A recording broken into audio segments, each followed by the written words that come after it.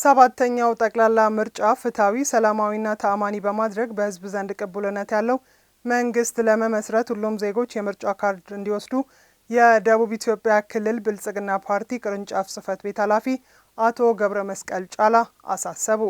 በአገሪቱ የዳበረ ዴሞክራሲያዊ ስርዓት እንዲዘረጋ ህዝቡ የመራጭነት ካርድ በመውሰድ ለምርጫ በመዘጋጀት አገራዊ ለውጥን ማስቀጠል እንደሚጠበቅበት የተናገሩት ደግሞ የኢትዮጵያ ኢንቨስትመንት ኮሚሽን ምክትል ኮሚሽነር ዳጋቶ ኩምቤ ናቸው። የፌዴራልና የክልል ከፍተኛ አመራሮች በዳሞት ጋሌ ምርጫ ክልል 1 እና 2 ተገኝተው የመራጭነት ካርድ ወስደዋል። እድገት እስራኤል ተጨማሪ አለው። በሰባተኛው ጠቅላላ ምርጫ የብልጽግና ፓርቲን ወክለው ለክልል ምክር ቤት አባልነት እጩ ሆነው የቀረቡት የደቡብ ኢትዮጵያ ክልል ብልጽግና ፓርቲ ቅርንጫፍ ጽህፈት ቤት ኃላፊ አቶ ገብረ መስቀል ጫላ ዳሞት ጋሌ 2 ምርጫ ክልል ጋቼኖ ታዳጊ ማዘጋጃ ምርጫ ጣቢያ ተገኝተው የመራጭነት ካርዳቸውን ወስደዋል። በምርጫ ክልላቸው ተገኝተው የመራጭነት ካርድ የወሰዱት አቶ ገብረ መስቀል በህዝብ ዘንድ ቅቡልነት ያለው መንግስት ለመመስረት ዜጎች የዲሞክራሲ መብት በመጠቀም ምርጫ ካርድ ሊወስዱ እንደሚገባ አሳስበዋል። ህዝቡ ራሱ በሰጠው ድምጽ የሚመሰረተው መንግስት ቅቡልነት ያለው መንግስት ይሆናል። ስለዚህ መንግስትን በኃይል የመንግስት ስልጣን በኃይል መያዝ የማይችልበት ደረጃ ኢትዮጵያ እንድትደርስ የዘንድሮ ምርጫ በተለይ ኢትዮጵያን ወደ ተምሳሌት አገር ከሚለው ጋር መልእክታችን ጋር የሚያያዝ እንደ መንግስትም እንደ ብልጽግና ፓርቲም ትልቅ ትርጉም ያለው ምርጫ ስለሆነ ሁሉም የክልላችን ህዝቦች ምዝገባው የሚቆየው እስከ መጋቢት 28 2018 ድረስ በመሆኑ በነቂስ ወጥቶ እድሜው ለመምረጥ የሚያስችል ዜጋ ሁሉ ወጥቶ መጀመሪያ የምርጫ ካርዱን በመራጭነት ተመዝግቦ እንዲይዝ ጥሪያን ለማስተላለፍ ነው። እኔም እንደ ማንኛውም ዜጋ በተወለድኩበት ቀበሌ ይሄንን በዚህ ተወልጄ ባደኩባት መንደር መጥቼ ካርድ ሲወስድ ከፍተኛ ኩራት ነው የሚሰማኝ። ምርጫው ሰላማዊና ዲሞክራሲያዊ ሆኖ እንዲጠናቀቅ ህዝቡ የሚጠበቅበትን ድርሻ እንዲወጣም ጥሪ አቅርበዋል። ምርጫው ሰላማዊ ሂደቱ ዲሞክራሲያዊ ሆኖ እስከ ምርጫው ዕለት ሁሉም ደግሞ የምርጫ ሂደቱን እንደ ህዝብ የህዝብ ማህበረሰብ ሁሉ እንድተባበር እንዲያግዝ እንዲደግፍ ምርጫ አስፈጻሚዎችን በምርጫ ህጉ መሰረት እንድተባበር ጥሪዬን ለማስተላለፍ እወዳለሁ። በዳሞት ጋሌ 1 ምርጫ ክልል ቦዲቲ ከተማ ምርጫ ጣቢያ ተገኝተው የመራጭነት ካርዳቸውን የወሰዱት የብልጽግና ፓርቲ የህዝብ ተወካዮች ምክር ቤት አባልነት እጩ ተወዳዳሪና የኢትዮጵያ ኢንቨስትመንት ኮሚሽን ምክትል ኮሚሽነር አቶ ዳጋቶ ኩምቤ በበኩላቸው ህብረተሰቡ በነቂስ በመውጣት ምርጫ ካርድ በመውሰድ ዲሞክራሲያዊ መብት እንዲጠቀም አሳስበዋል። ይሄ በዲሞክራሲያዊ ሂደት ሰዎች ወይ ዜጎች መንግስት የሚመሰርቱበት ሂደት ስለሆነ በዚህ ሂደት ላይ ሁሉም ዜጋ መሳተፍ አለበት ብዬ አስባለሁ። እድሜው ለምርጫ የደረሳቸው ሰዎች ወይም ደግሞ ከ18 ዓመት በላይ የሆኑ ዜጎች በነቂስ ወጥቶ በዚህ ሂደት ላይ መሳተፍ መቻል አለባቸው። ይሄ ምርጫ እንግዲህ በምርጫ ቦርድ በተሰጠው ፕሮግራም መሰረት ለ1 ወር ነው ሲካሄድ የነበረው። ዛሬ ላይ እንግዲህ 14 ቀን ወይ 2 ሳምንት አካባቢ ነው የሚቀረው። ስለዚህ ሁሉም ዜጋ እድሜው ለመራጭነት የደረሰው ሰው ሁሉ ይሄን ካርድ መውሰድ መቻል አለበት። በዳሞት ጋሌ 1 ምርጫ ክልል የብልጽግና ፓርቲ የክልል ምክር ቤት አባልነት እጩ ተወዳዳሪ ዶክተር ዳንኤል ዳሌ በበኩላቸው ሰባተኛው ጠቅላላ ምርጫ ሰላማዊ፣ ፍትሃዊ፣ ነጻና ተአማኒ ሆኖ እንዲጠናቀቅ ምቹ ሁኔታዎችን ለመፍጠር እየተሰራ መቆየቱንም ገልጸዋል። እንደ ፓርቲ 2 ዋና ግቦች አሉ። የሂደት ግቦችና የውጤት ግቦች የሚባሉ አሉ። ምርጫውን አሸንፈን አሸናፊ መሆን ብቻ ሳይሆን የምርጫ ሂደቱ በራሱ ጤናማ እንዲሆን ከማድረግ አንጻር፣ ዲሞክራሲያዊ እንዲሆን ከማድረግ አንጻር፣ አሳታፊ እንዲሆን ከማድረግ፣ ተአማኒ እንዲሆን፣ የህዝብ ቅቡልነት እንዲኖር ከማድረግ አንጻር ህዝቡ በነቂስ ወጥቶ በራሱ ፍላጎት በራሱ ነጻነት ያለምንም ጫና ካርድ ከመውሰድ ጀምሮ እስከ ምርጫ ድረስ በንጹህ ሕሊናው እንዲፈርድ እድል የመፍጠር ጉዳይ ወሳኝ መሆኑን ተገንዝቦ ብዙ በመራጮች አካባቢ የሚሰሩ ስራዎች በትኩረት ሲሰራ ቆይቷል። የወላይታ ቴሌቪዥን ያነጋገራቸው መራጮችም በምርጫው ይበጀናል የሚሉትን ፓርቲ ለመምረጥ ካርዳቸውን መውሰዳቸውን ተናግረዋል። ካርዱን ተቀብያለሁ። እኔ ከመረጥኩ በኋላ ካርዱ ከወሰድኩ በኋላ ሌሎችን ደግሞ እኔ እንደተቀበልኩ ሂዱና ተቀበሉ። ቤተሰቦችን ሁሉ ሂዱና ተቀበሉ። እናትም ልጆችን እድሜ የደረሱት 18 እድሜ የደረሱት ሂዱና ካርዱ ተመዝግቡ፣ ተቀበሉ። ወዲሁ እየጨረሰ ነው። ግንቦታው ደርሶለታልና ሂዱና ተቀበሉ ያልኩ ነኝ። እዚህ የተገኘነው ለምርጫ ካርድ ለመውሰድ ያው በፊትም ለሚወጡትም ባለን ጀመርንበት ቀን ጀምሮ እስካሁን እስከ ዛሬም ድረስ እያስወሰድንም ካርድ እየወሰዱ ቆይተዋል። ዛሬም እንደገና ያው ካርድ ለሚወስዱትንም ይዘን እዚህ ተሳትፈን ለመምረጥ የዜግነት ግዴታችን አውቀን ለመውሰድ ነው የመጣ ነው። ብሔራዊ የምርጫ ቦርድ ባወጣው መርሃ ግብር መሰረት 7ኛው ጠቅላላ ምርጫ የመራጮች ምዝገባ መጋቢት 28 2018 ዓ.ም የሚጠናቀቅ ሲሆን ምርጫው ግንቦት 24 2018 ዓ.ም ይካሄዳል። ህዝቡ የሚያነሳቸውን የልማት ጥያቄዎችን ለመመለስ ያሉንን ሀብቶች በአግባቡ የመጠቀም ልምድ ልናዳብር ይገባል አሉ የወላይታ ዞን ምክትል አስተዳዳሪ አቶ ተስፋውን ታዲዮስ። የህዝብና የመንግስት ሀብት ከብክነት የሚታደግ የፋይናንስ አሰራር በመዘርጋት ያሉንን ሀብቶችን ለታለመለት ዓላማ ብቻ ማዋል ይገባል ያሉት ደግሞ የወላይታ ዞን ፋይናንስና ፕላን ልማት መምሪያ ኃላፊ ዶክተር ጎበዙ ጎቶሮ ናቸው። የወላይታ ዞን ፋይናንስና ፕላን ልማት መምሪያ የ2018 በጀት ዓመት የፋይናንስ አስተዳደር ጉባኤ አካሂዷል። ለአማኑኤል ጃግሶ ዘገባ ውብሸት ጳውሎስ። ኢትዮጵያ ያቀደቻቸውን የልማት ፍላጎቶቿን ለማሳካትና በየጊዜው እየጨመረ የመጣውን የህዝብ ቁጥር መሰረት ያደረገ ኢኮኖሚ ለመገንባት የምታደርገውን ጥረት ከግብ ለማድረስ ያሉን ሀብቶችን ከብክነት መታደግ ብቸኛው አማራጭ ነው።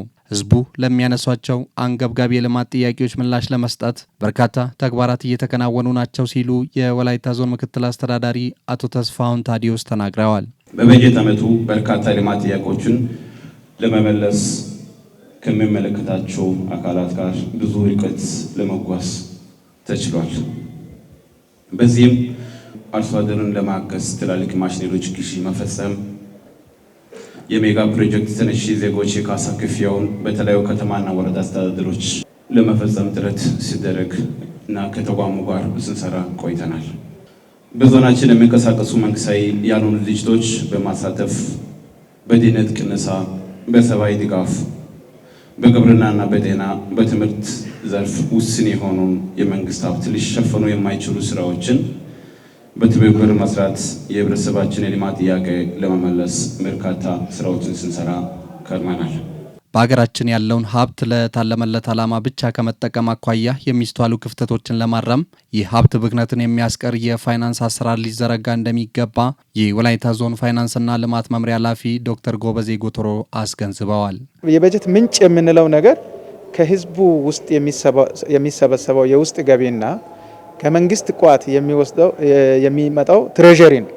የነዚህ ሁለቱ ድምር በጣም ትንሽ ነው። እነዚህን በከፍተኛ ጥንቃቄ መምራት ይጠበቅብናል ማለት ነው፣ ብክነት እንዳይኖር። ሌላው ደግሞ ግልጸኝነት አሰራር ማስፈን ግዴታ ነው የሚሆነው ማለት ነው። ህዝቡ በጀት ሲታወጅ ማወቅ አለበት። እንሰራለን ብለን ደግሞ ቃል የገባናቸው ነገሮችን ሰርተን ለህዝቡ ማስረከብ አለበት። ይሄ ስርዓት ሰፍኖ ነው መሄድ ያለበት። ከዛ ባለፈ ደግሞ በቁጠባ የምንጠቀመው በጀት ከሰብአዊ አገልግሎት ባለፈ ዘላቂ አገልግሎት ሊሰጡ የሚችሉ ፕሮጀክቶች ላይ ማዋል አለብን ማለት ነው። ይህንን መርህ ተከትለን የምንሄድ ከሆነ ህዝባችን ማሻገር እንችላለን። የጥሬ ገንዘብ እጥረት ለመሙላትና የተወዘፈ ዕዳ ለመቀነስ ተጨማሪ የሀብት ማግኛ አማራጮችን መጠቀም ስለሚያስፈልግ የፋይናንስ አስተዳደር ስርዓትን ማጠናከር ይገባል። ለዚህም በየጊዜው በፍጥነት እያደገ የመጣው የህዝብ ቁጥር ከኢኮኖሚ እድገት ጋር ካልተጣጣመ ዜጎች ላይ የሚደርሰው አሉታዊ ጫና አሳሳቢ ስለሚሆን የህዝብ ቁጥርን መሰረት ያደረገ ኢኮኖሚ መገንባት ውዴታ ሳይሆን ግዴታም ሊሆን ይገባል። በኢንስፔክሽን ዘርፍ የውስጥ ኦዲት በማድረግ በዞን ውስጥ ባሉት በ26ቱ መዋቅሮች ኦዲት በማድረግ በሰው ሀብት ማሟላት፣ በሰራተኛ ቅጥር፣ በደረጃ እድገት ምደባ እና ዙር ኦዲት በማድረግ ያለ አግባብ የባከነ 41 ሚሊዮን 530,197.05 ሳንቲም ጉድለት ማግኘት ተችሏል።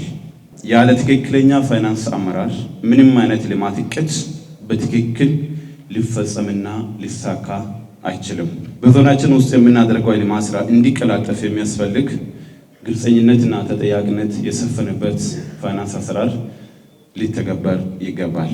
ከዚህ በፊት በነበሩ ዓመታት የማዳበሪያ ስርጭት አመላለስ እና ያን ገንዘብ ደግሞ ወደ ባንክ የማድረስ ጉዳይ ላይ ከፍተኛ ብክነት ሲታይ ታይቷል። ከዛ ጋር ተያይዞ ወደ 1.2 ቢሊዮን ብር ዞናችን ከበጀቱ ተቆርጦ የተወሰደበት ሁኔታ ነው ያለው። ይሄን ገንዘብ መልሶ ደግሞ ሰብስቦ ወደ በጀት ውስጥ በማዋሄድ ፕሮጀክቶችን የመስራት ስራ ላይ ያሉ ጉዳዮች ፈጣን አይደሉም። ከግዢ ስርዓት ጋር ያሉ ሊታረሙ የሚገቡ ጉዳዮችን እናያለን። ሌላው ከጥሬ ገንዘብ አያያዝ ጋር ተያይዞ ያሉ ጉድለቶች አሉ። እነዚህ ጉዳዮች ሁሉ በአግባቡ ሊመሩ የሚገቡ ነገሮች ናቸው። ሀብቶችን ከብክነት ለመታደግ የፋይናንስ አሰራር በማዘመን የዲጂታል ክፍያ ስርዓቶችን በመከተልና የኦዲት ቁጥጥር በማጠናከር ገቢ ማሳደግ ይገባል። ይህም ፍትሐዊ የሀብት ክፍፍል እንዲኖርና እኩል ተጠቃሚነት እንዲረጋገጥም መሰረት ይሆናል። መዋቅሮች ራሳቸውን ችሎ እንዲወጡ የመንግስት ድጎማ እየቀነሰ ይሄዳል። ስለዚህ ገቢ አማራጮችን በመጠቀም ፖቴንሻል ጥናት በማጥናት የመንግስት ወጪ ፕሮግራም ደግሞ ጥናት በማድረግ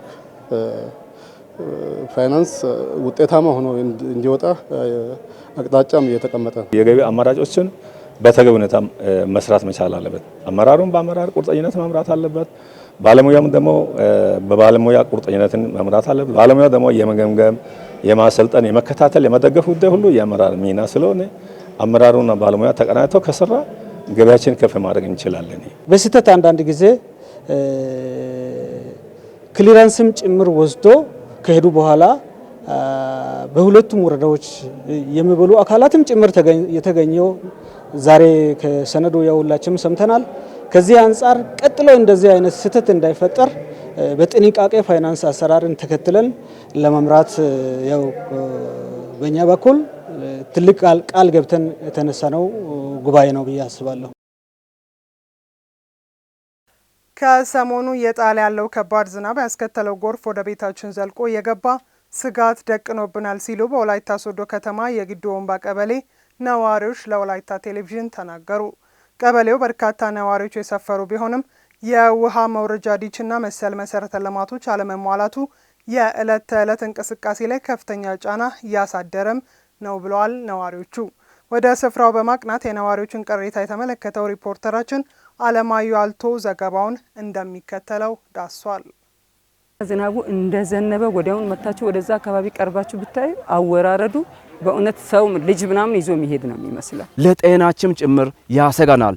ወላይታ ሶዶ ከተማ ፈጣን የኢኮኖሚ እንቅስቃሴና እድገት እያስመዘገበች ትገኛለች። ይህንንም ተከትሎ ህዝብ የሚያነሳቸው አዳጊ የልማት ጥያቄዎች ምላሽ የሚሹ ናቸው።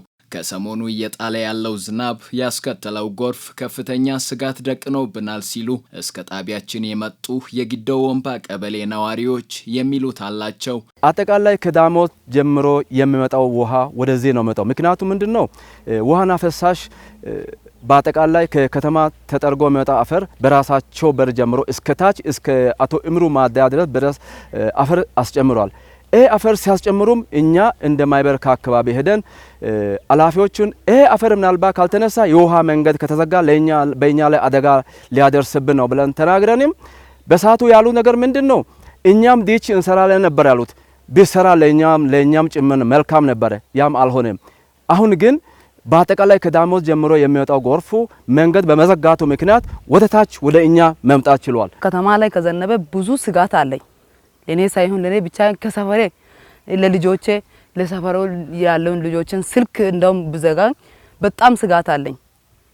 እዛ ጎርፍ ካልቴ አካባቢ ያለውን ጎርፍ ወደዚህ ይመጣል። ልጆቹ ደግሞ ወደዛ ለመጫወት ይወጣሉ። በዛ ምክንያት ብዙ ስጋት አለኝ። ዝናቡ እንደዘነበ ወዲያውን መታችሁ ወደዛ አካባቢ ቀርባችሁ ብታይ አወራረዱ በእውነት ሰው ልጅ ምናምን ይዞ የሚሄድ ነው የሚመስለው። በጣም የከባድ አሁን ከዚህ በኋላ እኔ እንደውም እያሰብኩ ያለው ከዚህ በኋላ አሁን ገና የሚዘንብበት ጊዜ ገና ነው። አሁን የዘነበው እውነት ነው እኔ ሳምንት አይመስለኝም፣ ግን ችግሩ ጭቃው በቃ በጣም እያሳሰበን እኔም ሆነ ልጆቻችን ራሱ እያሰብን ነው። አካባቢያቸው ረባዳ በመሆኑ ከላይ ከዳሞታ አንስቶ ለሚመጣው ጎርፍ ማረፊያ ነው የሚሉት የቀበሌው ነዋሪዎች ጎርፉ የዕለት ዕለት እንቅስቃሴ ከማስተጓጎል ባለፈም ለጤናቸው ስጋት የደቀነ በመሆኑ ከከተማ አስተዳደሩ አፋጣኝ ምላሽ እንዲሰጣቸው ጠይቀዋል። ከከተማ ቆሻሻም የሞተ አህያም ውሻውም ከብትም ሁሉ አይቀርም። ይሄ ምንድነው? ለጤናችን ጭምር ያሰጋናል። ይሄ መንግስት አቅጣጫ ካላሳዘ እዚህ አካባቢ ያለው ህብረተሰብ በሙሉ አደጋ ላይ እንደሚወርቅ ነው። ይሄ የመንገዱ ችግር ራሱ ያለ ማስተካከል ራሱን የቻለ አንድ ችግር ነው። ሌላው የዚህ የጎርፉም የመሬቱ አቀማመጥ አንዳንድ ነገሮች ዲች ነገር ቢሰራ ቢስተካከል ይመስለኛል። መንግስት ወረድ ብሎ በእውነት ይሄን አካባቢ ቢያይ ለአቀማመጡ ምኑ ለቤቶች የተመቸ ነገር ሆኖ ከመንግስት ግን የሚጠበቁ ነገሮች ብዙ ነገሮች የጎደሉ ይመስለኛል። ጓሮ አካባቢ ቢትሄዱት አሁን ምንም እንደው ምግብ የሚባል ነገር በቆሎ አሁን በቃ ለእርሻ ለመግባት በቃ አሁን ስጋት ላይ ነን። ከታች በኩል ለሚፈሰው የካልቴ ወንዝና ከዳሞታ ለሚወርደው ዝናብ ጎርፍ የተጋለጡ እነዚህ ህብረተሰቦች ምላሽ የሚሹ ልዩ ልዩ የመሰረተ ልማት ጥያቄዎች እንዳሏቸው ጣቢያችን ባደረገው የመስክ ምልከታ መረዳት ተችሏል። እነኚህ የጊዶ ወንባ ቀበሌ ነዋሪዎች ያነሷቸው ቅሬታዎችን አስመልክቶ ምላሽ ሰጪ አካላትን ለማግኘት ያደረግነው ጥረት ባይሳካም በቀጣይ በጉዳዩ ዙሪያ ምላሽና ማብራሪያ ይዘን እንመለስበታለን።